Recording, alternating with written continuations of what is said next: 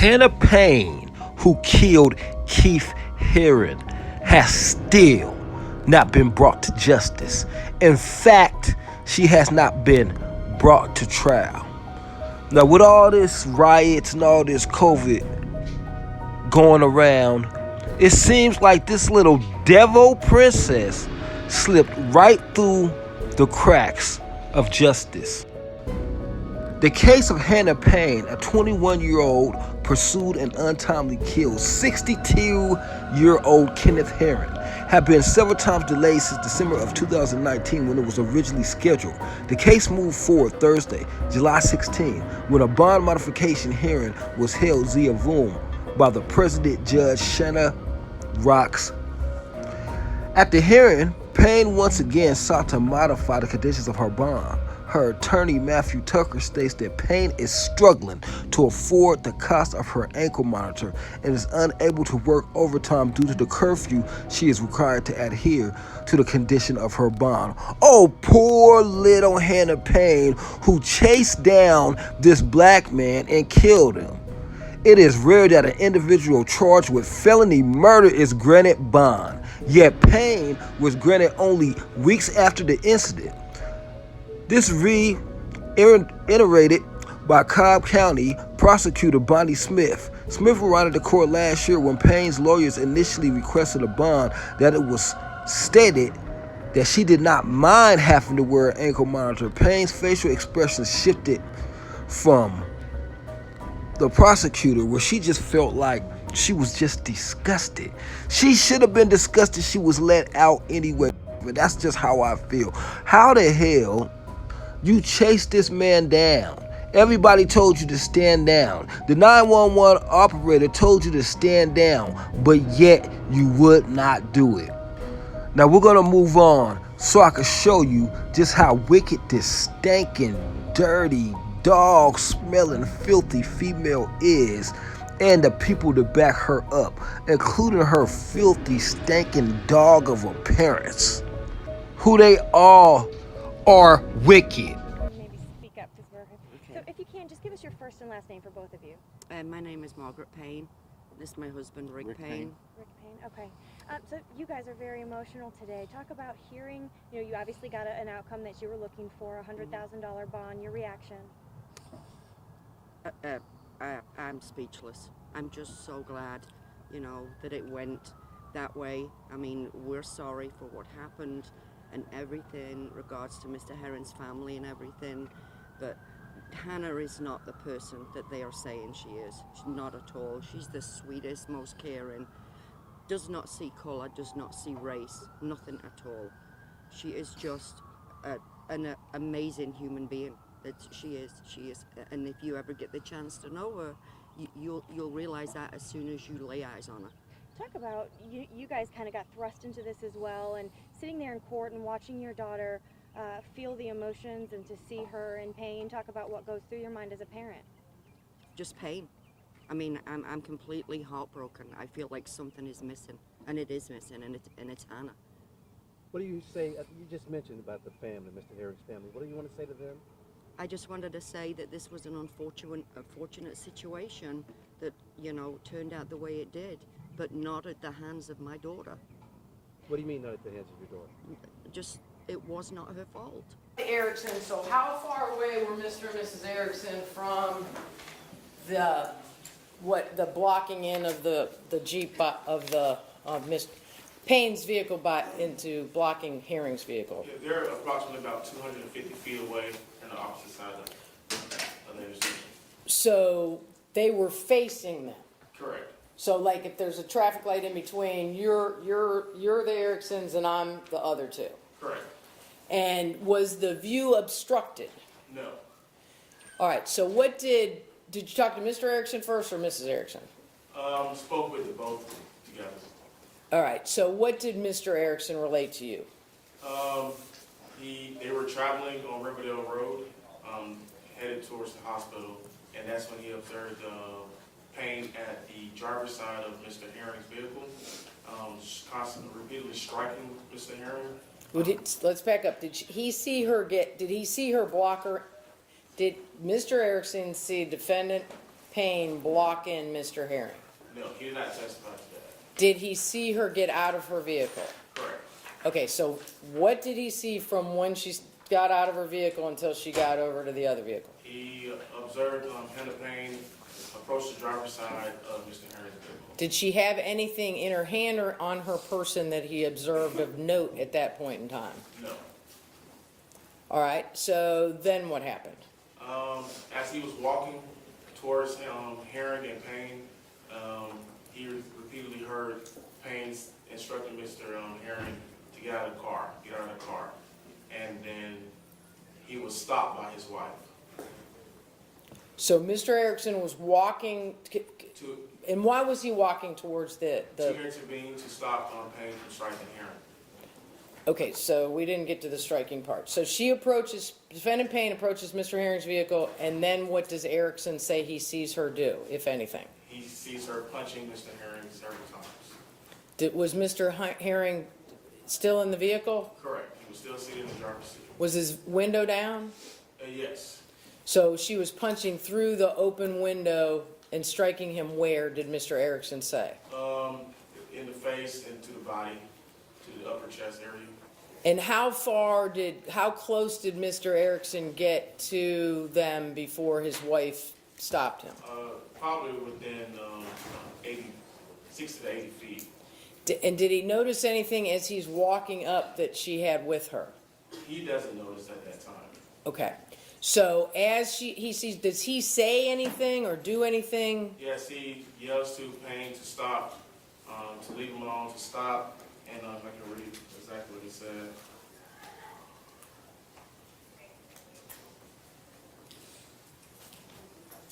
Okay.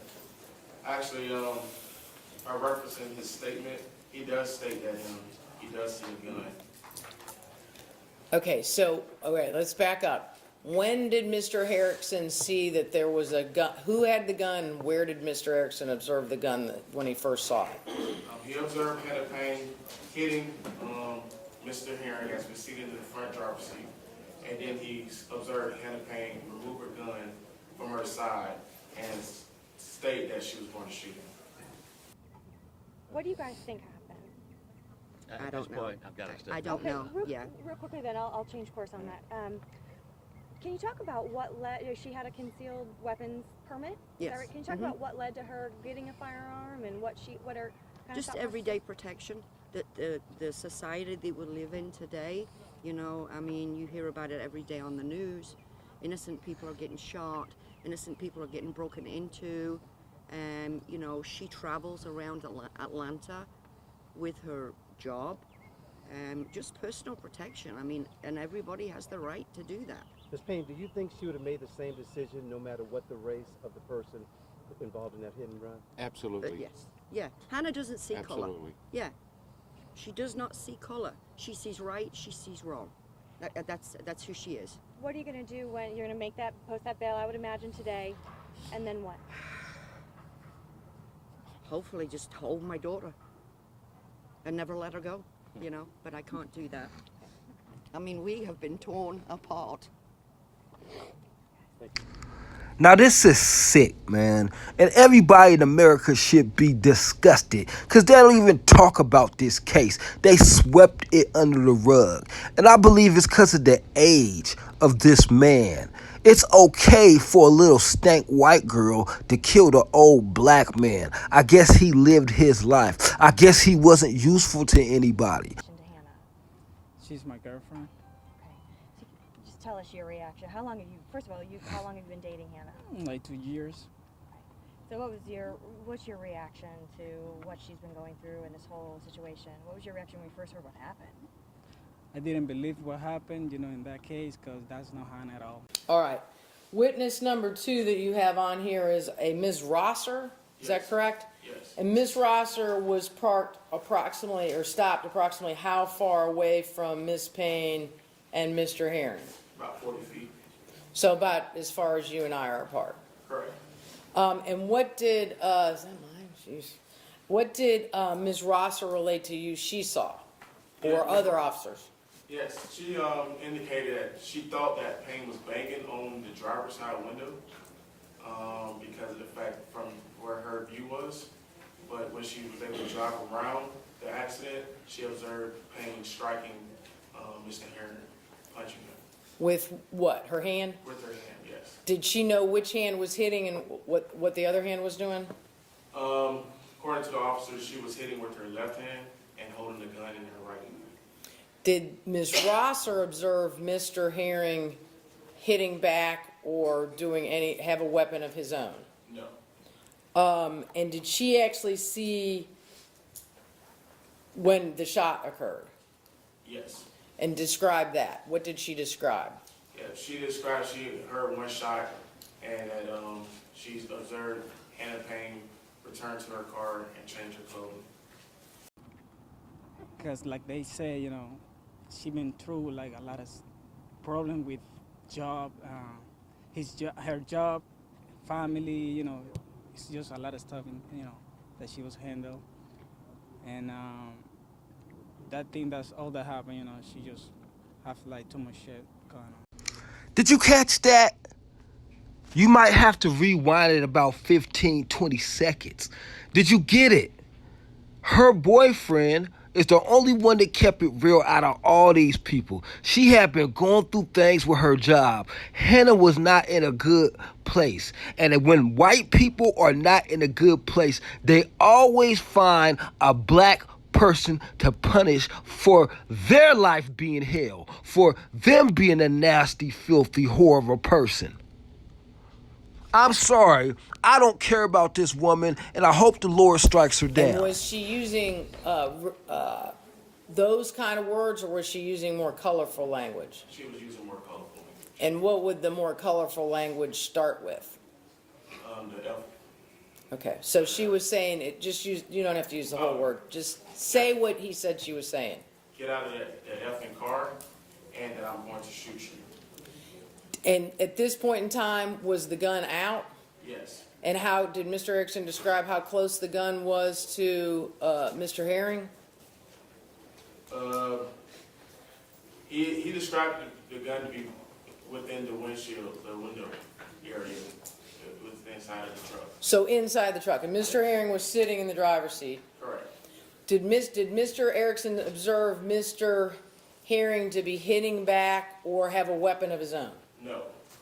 He described Mr. Herring to have his arms up, like trying to deflect from the punches as well as the gun. All right, and then what happened according to Mr. Erickson? He was grabbed by his wife, and then he saw two officers that further down the street where he began to try to get those officers' attention. And so he turned, did he turn or was he running in the same direction as he was watching what was going on? He turned, his wife pulled up in the vehicle and they drove down to the officers to get the officers' attention. While that was happening, did they hear or see anything else? Yes, they heard a gunshot. And then did they proceed to the officers or did they go back to the scene? They proceeded to the officers because at that time they heard a gunshot. They were approaching the officers, and then him and the officers ran towards the gunshot. All right, and Mrs. Erickson, does she have anything to add to what Mr. Erickson told you to that particular set of facts that he gave you? No, her story was consistent with Mr. Erickson. She saw Payne repeatedly striking Mr. Herring at the driver's side window and yelling for him to get out the effing car. Did either one of them ever see Mr. Herring hit back? No. A lot of people are bringing race into this issue and pointing to that. How do you feel about that? What's your reaction to that? That's just not true. Because you can really tell, like, all the Hannah's friends, you can really see. Even me, though. She's not like that. What's your nationality? Dominican. You're Dominican. Yes, sir. So you don't see her as seeing race? At all. So what do you think when you hear people make this into a race issue? Well, people that they said that because they race. That's what I think. Because if you see right here, I'm not seeing color, though. We just humans. That's what I think. I've been best friends with her since I was 14, and I'm 20 now. So. Okay, so y'all met in high school? Yes, ma'am. Okay, so talk about Hannah. She is an amazing person. In marching band, it was mentioned earlier, she was my parent. And I mean, she took care of me through high school, and after that, we became best friends. And she's just so sweet and loving and caring. I just love her. Were you in marching band with her? Yes, we both played the clarinet. I was her section leader. When you heard about what happened, this incident, what did you think? I really couldn't believe it. I was shocked. I didn't want to believe it. What was so hard to believe about it? Because that's not Hannah. Because what the news was saying, it just wasn't Hannah at all. And I couldn't imagine her doing something like that out of malice, and that's what they were saying, and that's just not Hannah at all. Did you know that Hannah had a concealed weapons permit? No, I did not know, but I'm sure she got it because she needed protection, you know, just what normal people do to get, you know, protection. So, I just, the whole, you know, we have to ask you as well, the whole race issue that people are bringing into this, and obviously that's the victim's, your family feels that could be an issue. What's your reaction to that? I believe that it's easy for people to say that because that's the racial climate right now, and that is a lot of the stories you hear going on, but that's not the case, and I can say that personally because I know Hannah, and if that was the case, I would not be friends with her, and she's not that person at all. And you've never heard her say anything questionable? Ever. Yeah. Ever. Okay, a message, you guys want to say anything to the victim and his family? Just that, you know, we are deeply sorry for what happened, and, you know, if it's a real unfortunate situation. You know, she didn't mean any malice. She didn't come, you know, they say she came with her gun drawn, but you know, she didn't come with any violent intent. She didn't come to take anybody's life. What on God's green earth is these dirty sellouts talking about? She came directly to take somebody's life. And this girl sitting up here laughing and giggling. Listen, a man is dead. That could have been your father. It could have been your grandfather. Man, you rat, cheese, stanky, nasty, gassy little bitch. I'm sorry, the Most High gonna make y'all pay too for y'all bearing false witness and saying that this woman wasn't racist and she was a good woman. You don't know her. All right, and so who was the fourth person that was interviewed? Fourth person would be Ashley Jackson. All right, who did Miss Jackson interview with? She interviewed with Detective Chapman. And what did how far, you don't know where she was parked? I'm not clear on their interview yet. All right, so what did Miss Jackson say she had observed? While speaking to Jackson over the phone, she observed what she said to be a physical altercation at the driver's side window and a gunshot. But Detective Chapman went more in depth of an interview with her, and I haven't got that update yet. But he didn't relate to you that Miss Jackson saw Mr. Herring with a weapon of his own? No. And did she relate that he was striking back, or did she relate he was in a defensive posture? Defensive posture. So, who was the first police officer that arrived at the scene? Officer Ritchie. And what happened between the defendant, when the defendant saw Officer Ritchie? So Officer Ritchie is in a suit like you or in a uniform? He's a uniform officer. Was he one of the ones directing the traffic down the road? Correct. And what happened between the defendant Payne and Officer Ritchie when he first got up there? Defendant Payne handed Officer Ritchie a holstered firearm with the shell casing in the chamber. And he took possession of that? Correct. Now, let's go back to the 911 operator. Okay. When Payne arrived, she's still on the phone with the 911 operator when she pulls in and blocks the victim hearing in. Correct. And what during that, and that 911 call is recorded and we have possession of it. Correct. So what is the 911 operator when she realizes that the defendant Payne is blocking in Mr. Herring? What does the 911 lady say? Yeah, at that particular time, the 911 dispatcher repeatedly was telling Payne to remain original incident location where it's safer and that she has officers already en route. And then in the background, because at this particular time it doesn't appear that Payne has her cell phone with her, in the background you can hear, get out of the car, get out of the car, get out of the car, get out of the effing car. And then it's kind of silent, and then she returns to the phone and said, he just shot himself with my gun on the 911 call.